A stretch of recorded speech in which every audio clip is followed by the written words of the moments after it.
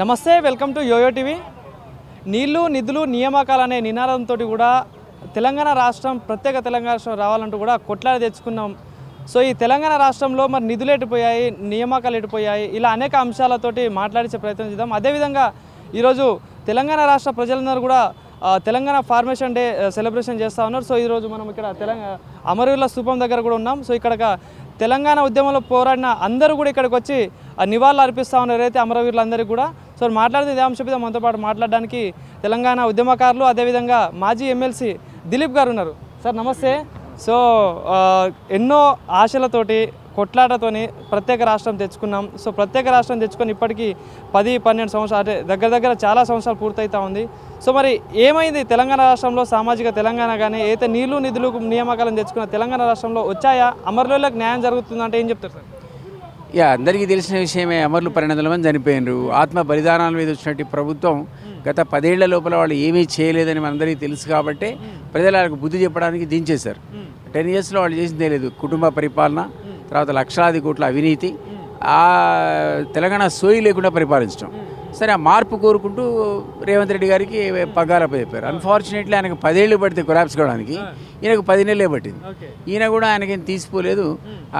అతని కంటే ఘనుడు ఆచంటమ్మలన్నలాగా ఈయన వ్యవహార శైలి ఉంది. మనం చెప్పడం కాదు, మంత్రి గారే పర్సెంటేజ్ లేని మన దగ్గర పళ్ళు కావట్లేదని చెప్పుకుంది. అంత ఘోరం, దారుణం. అంటే దాని అర్థం ఏంటంటే ఇప్పుడున్న కాంగ్రెస్ మంత్రులు ఇష్టం వచ్చినట్టుగా యథేచ్ఛగా లూటీ చేస్తున్నారు. సో ఇది మనం కోరుకునే తెలంగాణ మీరు అన్నట్టు కాదు. సో తెలంగాణ అంటే అమరవీరుల స్థూపం దగ్గర ఉన్నాం సార్. సో అమరవీరులు 12 మంది దాకా బలిదానం అయ్యారు అంటే తెలంగాణ రాష్ట్రం కోసం. సో వాళ్ళ ఏదైతే త్యాగానికి ఫలంగా న్యాయం జరుగుతుందా తెలంగాణ రాష్ట్రంలో అంటే ఏం చెప్తారు? పోరాడాలా. ఇప్పుడు కూడా మళ్ళొకసారి మేల్కోవాల్సిన సమాజం మేల్కోవాల్సిన అవసరం ఏర్పడ్డది. ఒకటేమో మీరు అన్నట్టు సామాజిక తెలంగాణ అనుకున్నాం, తెలంగాణ సోయితో పాలకులు ఉండాలనుకున్నాం. అప్పుడు ఉద్యమ ద్రోహులకు పగ్గాలు ఇచ్చి లేకపోతే వాళ్ళ మంత్రులు చేశారు. ఇప్పుడు అదే కొనసాగుతుంది. కొండ సురేఖ మనందరికీ తెలుసు, కాల్పు జరిపితే 9 మంది పిల్లలు ఆ రోజుల్లో తెలంగాణ ఉద్యమంలో గాయపడ్డారు. ఆమె మన మంత్రి. ఒక ఆయన పర్సెంటేజ్ లేని పనులే చేయట బట్టి గారు. అది 12 నుంచి ఈ మధ్య డిస్కౌంట్ ఇచ్చాడు, 8కి పడిపోయిందట. సో ఇది పరిస్థితి. ఆయన సమైక్యవాది. ఢిల్లీలో మేమంతా తెలంగాణ రావాలని అన్ని పార్టీలు తెరిపోయి కరపత్రాలు ఇస్తే తెలంగాణ వద్దని కరపత్రాలు ఇచ్చాడు రాజశేఖర్ పీరియడ్లో. అంత ఘన చరిత్ర ఆయన సంతకాలతో కాపీ కూడా ఉంది. అవసరమైతే అది బయట కూడా పెడతారు. అంటే అసలు తెలంగాణ వద్దు, వస్తే అంధకారంలో ఎటు వేయబడుతుంది. ఆ రోజు కరపత్రాలు పంచాడు మన ఉప ముఖ్యమంత్రి. ఈ దూరలేస్తే ఆయన కూర్చుంటాడట ముఖ్యమంత్రిగా. అంటే మనకు సమైక్యవాద పాలకులు, ఉద్యమ ద్రోహులు ఈరోజు మనకు పరిపాలన కావాలనేది క్వశ్చన్. సో మీరు అన్నట్టు ఈ ఆకాంక్షలు నెరవేరినప్పుడు, ఒక సామాజిక తెలంగాణ రానప్పుడు మళ్ళీ తెలంగాణ సమాజం అనేది పూనుకోవాల్సిన అవసరం అయితే ఖచ్చితంగా ఉన్నది. సో నేను గవర్నర్ కూడా అపాయింట్మెంట్ అడిగాను. అవినీతి మంత్రులు ముందు డిస్మిస్ చేయండి ఫస్ట్ ఆఫ్ ఆల్. తర్వాత సీఎం గారికి నా విజ్ఞప్తి ఏంటంటే, నువ్వు తెలంగాణ ఉద్యమంలో లేకపోయినా పోయి నీకైతే అవకాశం ఇచ్చిన ప్రజలు సోయితో పరిపాలించు. తెలంగాణ సోయితో నీ పార్టీలోనే తెలంగాణ ఉద్యమంలో త్యాగాలు చేసిన వాళ్ళు కానీ అందులో పార్టిసిపేట్ చేసిన వాళ్ళు ఉన్నారు. వాళ్ళని పెట్టుకో మంత్రులుగా. ఈ దొంగలు లంగలు ఎందుకు నీకు? సో ఈ క్యాబినెట్ను ఈరోజు నువ్వు ఎక్స్పాన్షన్ బాధపడుతున్నావు కదా, ఎక్స్పాన్షన్ కాదు చేయాల్సింది. దాన్ని మొత్తం పునర్వ్యవస్థీకరించాలి, పాత వాళ్ళని తీసేయాలి, కొత్త వాళ్ళని తీసుకుంటే తెలంగాణ సోయిలను తీసుకోవాలి. సో ఆ పద్ధతిలో మేము చేయకపోతే గవర్నర్ ఆల్రెడీ మేము అపాయింట్మెంట్ అడిగాం. ఈ ప్రభుత్వాన్ని ఇంక్లూడింగ్ చీఫ్ మినిస్టర్ డిస్మిస్ చేయమని డిమాండ్ చేస్తున్నాం. సో గత 10 ఏళ్ళు నీళ్లు నిధులు నియామకాలతో విద్యార్థులు అదేవిధంగా చాలామంది ఉద్యమకారులు కూడా మీలాంటి వాళ్ళు చాలామంది పోరాడారు. సో విద్యార్థులకు న్యాయం జరిగిందా? మీలాంటి ఉద్యమకారులకు న్యాయం జరిగిందంటే ఏం చెప్తారు సార్? నాకు పర్సనల్గా న్యాయం ఏముంటుంది? తెలంగాణ రావాలని అందరం కొట్లాడినాం, విద్యార్థులు కూడా అందుకే కొట్లాడాం. ఏమంటే నాకు ఈరోజు ఒక అప్లికేషన్ ఇచ్చాడు ఈయన అధికారంలోకి వచ్చిన 15 నెలల కింద.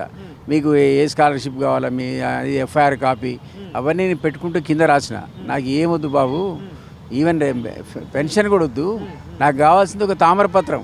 ఏంటంటే నేను 1969 యాజిటేషన్లో పార్టిసిపేట్ చేసిన, మళ్ళీ ఇప్పుడు కూడా నేను పార్టిసిపేట్ ఒక పత్రం నా ఇంట్లో వెళ్ళాడేసుకోవడానికి నెక్స్ట్ జనరేషన్కి అని చెప్పిన. కొందరికి అవసరం ఉంటుంది, కొందరు సర్వస్వం కోల్పోయిన వాళ్ళు ఉన్నారు. వాళ్ళకు నువ్వు ఆ పెన్షన్ ఇవ్వు, ఆ 250 yards ఇవ్వు. అట్లా ఏది చేయకుండా ఇప్పటిదాకా ఎవరిలో ఎడిపోయిందో. ఆయన కేసీఆర్ కనుక సమగ్ర సర్వే చేసినట్టే ఈయన కూడా ఆ సర్వే పత్రాలు తీసుకొని పోయిండు, అటే పోయిండు. చాలా హామీలు నెరవేర్చబడలేదు. ఈయన కూడా పాపం ఆయనే చెప్తున్నాడు, ఆయన డబ్బులు ఇవ్వట, నీకు కావాలంటే కోసుకొని తినమంటున్నాడు. కోసుకొని తినడానికి ఆయన ఇదా నాన్ వెజిటేరియన్ కర్రీ. అనుభవంలో చాలా మంది లీడర్లను చూశారు సార్. అంటే ఇట్లా ఒక ముఖ్యమంత్రి స్థాయిలో ఉండి మాట్లాడడం ఎట్లా చూడొచ్చు? చీచి మరి దారుణం అది. నిజంగా కూడా కుటుంబ పెద్ద అన్నాడు గుప్పిటి మూసి పరిపాలించాలి. మనకి ఏం జరుగుతుందో మనకు అర్థం కాకూడదు, కుటుంబ పెద్దకే తెలవాలి.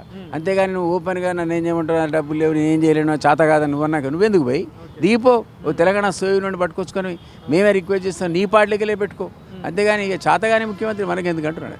సో గత ప్రభుత్వంలో కూడా అయితే తెలంగాణ అమరులకు కానీ అనేక హామీలు ఇవ్వడం జరిగింది అయితే వాళ్ళకి సంబంధించి ఇప్పుడు ఈ ప్రభుత్వం కూడా ఇంకొన్ని హామీలు ఇవ్వడం జరిగింది సో అవన్నీ నెరవేరాయంటారు సార్? ఇంపాసిబుల్, ఏమి కాల. వాళ్ళు ఇచ్చిన తాయిలాలు కొన్ని 10 ఉంటే ఇంకా ఇవన్నీ బోర్డన్ని హామీలు ఉన్నాయి అక్కడ. సో ఇది ఈయనతో కాదు, ఈయన చేయలేడు, ఈయన పరిపాలించలేడు. ఆ గతంలో కంటే ఎక్కువ మోసపోతున్నాం ఇప్పుడు. అదన్నా పాపం కుటుంబంలో 4 సంపాదించుకున్నారట. ఇదైతే లాజర్స్ ఫేర్ అంటారు దాన్ని, ఇటాలియన్ సామెత. అంటే ఎవరి ఇష్టం వాందే. అంటే ఇప్పుడు ఊరికి 5 తయారయ్యారు, ఏది లీడర్లు. అటు జిల్లాకు 5, ఊరుకు 5 దోపిడీ.